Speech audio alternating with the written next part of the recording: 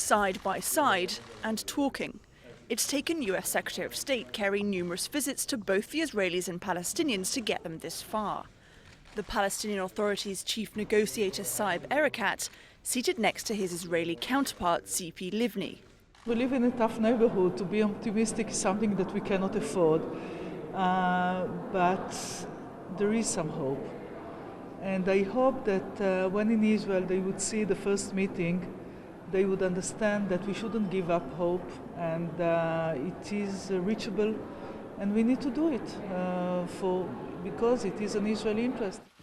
Martin Indyk has been chosen as the special envoy for Israeli-Palestinian negotiations.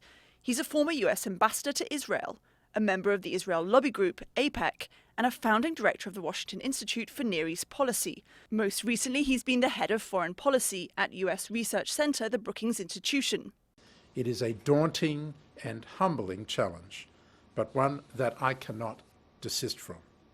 I look forward with great excitement to working with you, President Abbas and Prime Minister Netanyahu and their teams to do our best to achieve President Obama's vision of two states living side by side in peace and security.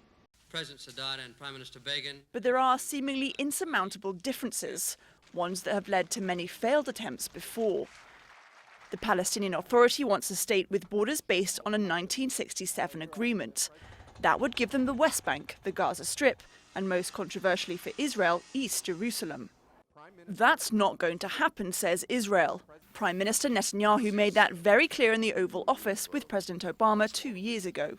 It cannot go back to the 1967 lines, because these lines are indefensible. I really appreciate that. But yet, here they are, preparing for talks.